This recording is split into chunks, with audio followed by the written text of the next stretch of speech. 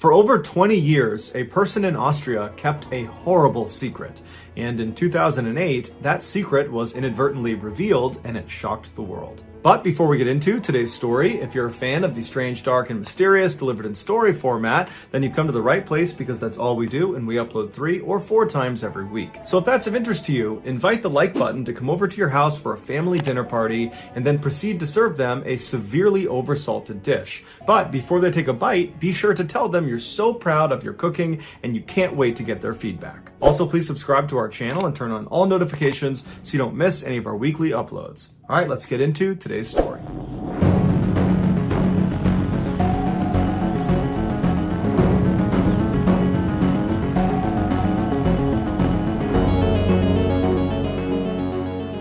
On August 28, 1984, an 18-year-old girl named Elizabeth went missing. On the first day she was gone, her friends and family went out looking for her, but they couldn't find her. The following day, when she still hadn't shown up and no one had heard from her, her parents went to the local police station in their Austrian town of Amstetten, which is about an hour west of Vienna, and they reported her missing. The police launched an initial search of the town and the surrounding areas, but after several weeks, they had found nothing that connected to Elizabeth and where she might have gone. A month after she had been reported missing, her parents came back to the police station, except this time they were carrying a note they say they received in the mail from their missing daughter. It was postmarked from a town that was about 2 hours west of Amstetten, and in this note, Elizabeth writes directly to her parents, and she tells them that she had grown tired of living with them, and she did not want them to come looking for her, and if she discovered they were looking for her, she would just flee the country. After the police read the note, they asked the parents if they thought it was real, if this was a legitimate letter from their daughter, and they said, yeah, they think it is. And then after that, her father, Joseph, suggested that maybe his daughter had run off to join a cult. That was something he thought she was getting into before her disappearance. After the parents left the police station, the police began conducting interviews with other family members and friends of Elizabeth to see if it was possible that she might have run off to join a cult. And virtually everyone they spoke to said, absolutely not. There is no way she ran off to join a cult. That just wasn't her. She was a quiet, reserved person, and they had never heard her talking about a cult or anything that even resembled a cult. These answers left the police feeling very suspicious of the whole situation, and so they decided to look into the young woman's history to see if there was some other reason she might have run off. In their research, they discovered that Elizabeth was one of 7 siblings that all lived together with their parents, Joseph and Rose Marie. Joseph was a successful electrical engineer and real estate developer who was well liked and respected in town, and Rose Marie had gotten married very young at the age of 17, and she had stayed home to take care of the kids. By all accounts, from the outside looking in, they were a very ordinary family. But as the police began to dig deeper and deeper into their history, they discovered there were some big problems behind closed doors. Despite his friendly, outward public appearance, Joseph was actually a ruthless authoritarian when he was home alone with his family. At night, when he came home from work, his wife and his kids would immediately stop whatever they were doing and go silent in hopes they might avoid a beating. The only member of the family that seemed willing to stand up to Joseph was Elizabeth, and she and her father would frequently get into screaming fights, and then as punishment for these fights, Joseph would not only beat his daughter, he would also prevent her from seeing her friends for long periods of time, and he would go through her personal things like her diary. Their toxic relationship finally came to a head when Elizabeth finally ran away from home 2 years prior to her most recent disappearance. She made it all the way to Vienna before authorities caught up to her and brought her back home. Upon learning about this earlier disappearance, the police became convinced that the most recent disappearance was yet another attempt to escape her abusive and controlling father. And so the police decided that this was more of a family affair, and they didn't push the investigation further. A year went by, and neither the police nor her family heard anything from Elizabeth, and so her case was closed. But 24 years later, a seemingly unconnected event broke her case wide open. On April 19, 2008, a 19-year-old named Kirsten was rushed to the hospital in Amstetten. Her skin was so pale it looked almost transparent. She was unconscious and suffering from seizures as well as lung and kidney failure. The doctors were able to stabilize her by putting her into a medically induced coma, but after running a litany of tests, they couldn't figure out what was causing her to have this medical condition, and so they were not able to treat her effectively. They assumed it had to be some sort of genetic condition, so they put her name into the medical database, but nothing nothing came up. Her name wasn't listed. And so this was very perplexing because everybody's name was in this database. And so they took her name and they ran it in other medical databases, and her name didn't show up in any of them. And so totally confused by this girl who seemingly didn't exist, who was exhibiting symptoms of a condition none of the doctors had seen before, the doctors decide they have to speak to the guy she showed up with, an older man who was out in the waiting room. When the doctors approached him, he said he was Kirsten's grandfather, but beyond that, he offered virtually no new information. In fact, he was aggressive and rude and dismissive, and anytime they asked him questions, he would answer as minimally as possible. And when the doctors really fixated on whether or not Kirsten had some underlying medical condition, he would not give them an answer. He would just dismiss it and say he didn't know anything, but it was the doctor's impression that he did know something, he just didn't want to tell them. And this behavior shocked them because they're thinking the information he has could potentially save his granddaughter's life. Why wouldn't he want to give it to us? And so after this disastrous interaction with the grandfather, the doctors decided to get the police involved. There were just too many red flags not to. When the police arrived, they were surprised to find out that this older man in the waiting room was none other than Joseph, the father of the still missing girl, Elizabeth. The police asked Joseph, "What's going on here?" And he tells them that earlier that day, he had opened his front door of his house, and lying on his front step was a girl he had never seen before. It was Kirsten, and there was a note laying on her from his missing daughter, Elizabeth. In the note, Elizabeth writes to Joseph directly and tells him, "This girl here is Kirsten, and she is my daughter, so she's your granddaughter, and she's sick, and I can't take care of her. Can you and Mom take her to the hospital?" While the police had many more questions about this totally bizarre turn of events, they realized that for the time being, they needed to focus their efforts on just getting Elizabeth to contact them, because they needed to know more about Kirsten's medical condition so they could save her life. And so the police went to the media and they put out a message on TV and on radio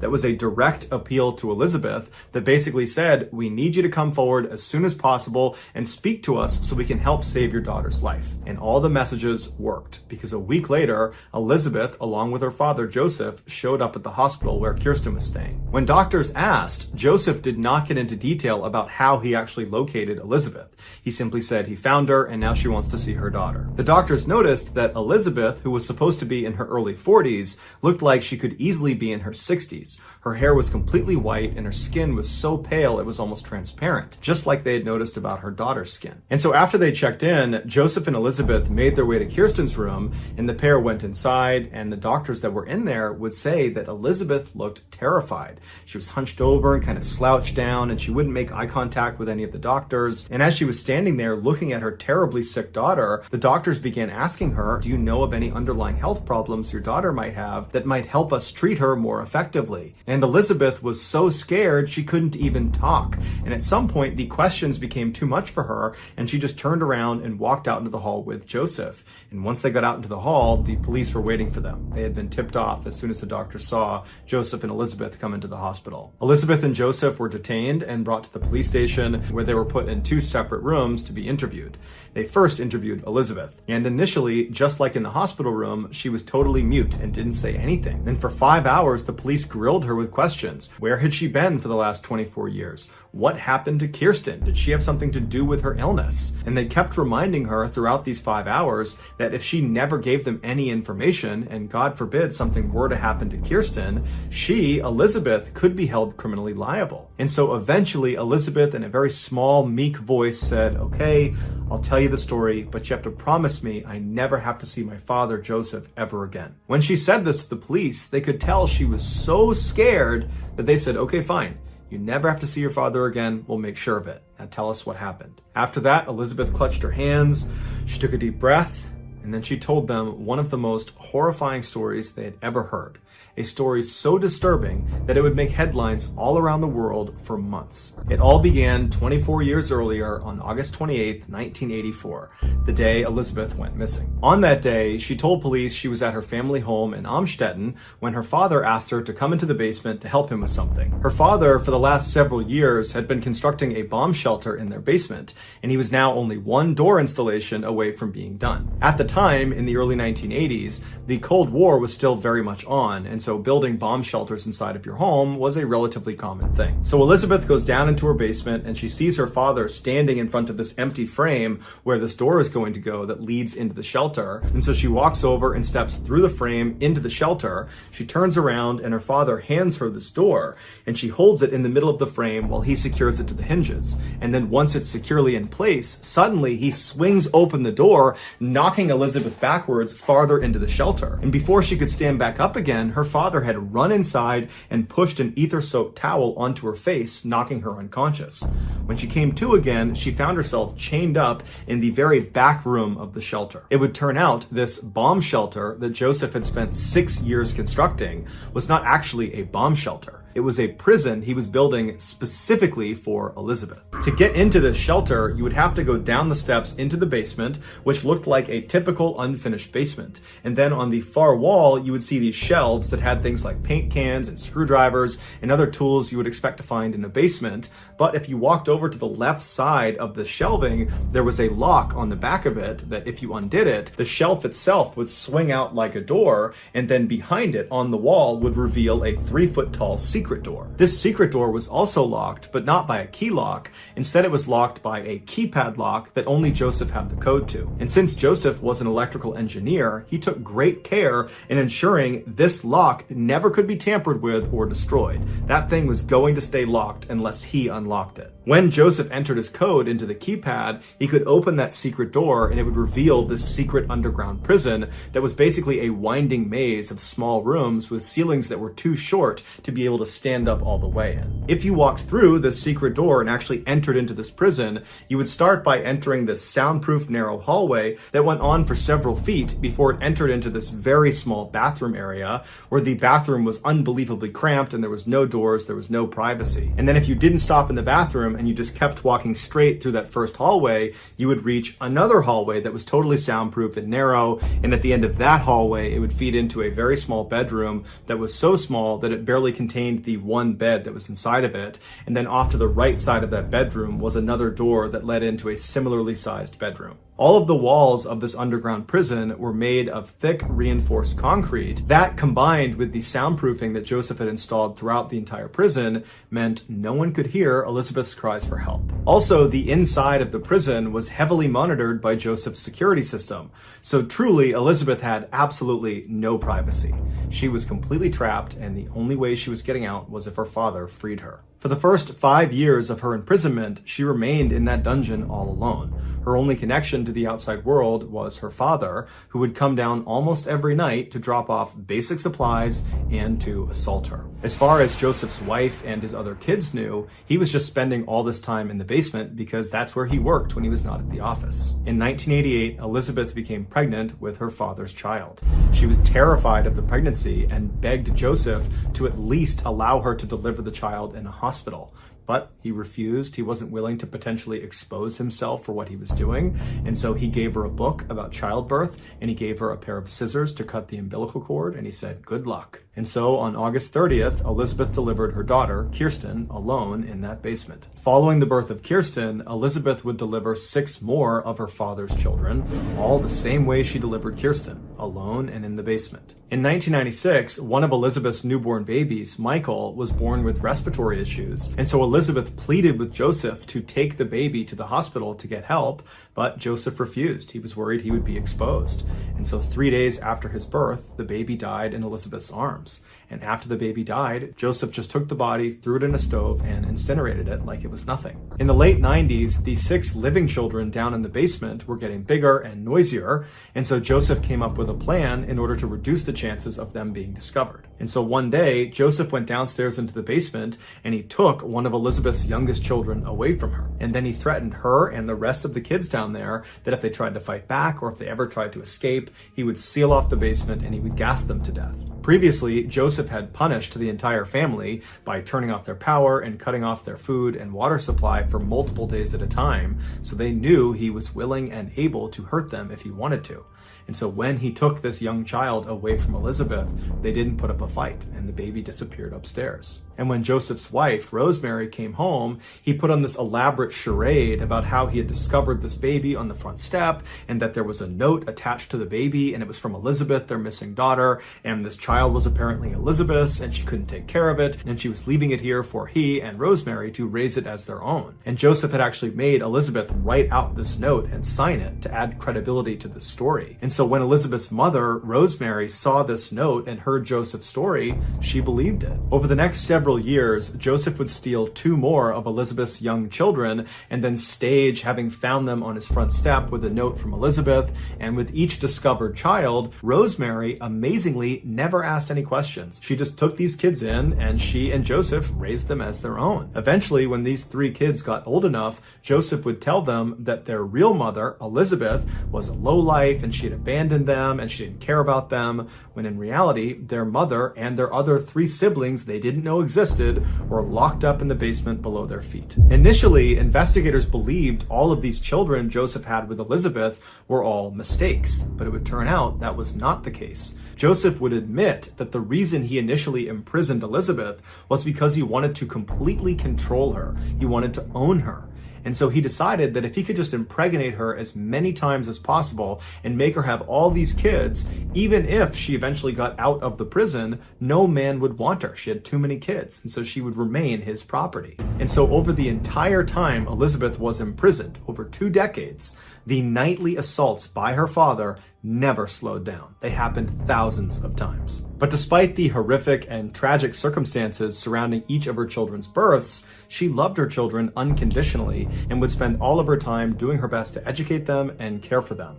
The 3 children that remained with her, that were not taken by Joseph, she taught them how to read and how to write. And when Joseph had given them a TV and a radio to keep down there, she would use those 2 items to try to teach her kids about the outside world, and she would promise them that someday they would get to experience it for real. Finally, in 2008, so 24 years after Elizabeth had originally been captured by her father, her oldest daughter, Kirsten, becomes extremely sick, and Elizabeth convinces Joseph to bring her to the hospital. And 1 week later, Joseph's heinous crimes were revealed to the world. Once police found out about the secret prison, they rushed to the house and they went downstairs and they used the codes and instructions that Joseph had given them, and they went inside and they freed the last 2 remaining children that were still there. When they brought them to the hospital, the youngest of these 2 kids, who was 5 years old, he didn't speak the entire time. He just pressed his face up against the glass of the car window and he stared out in utter amazement, because to that point in his life, he had never actually seen the world.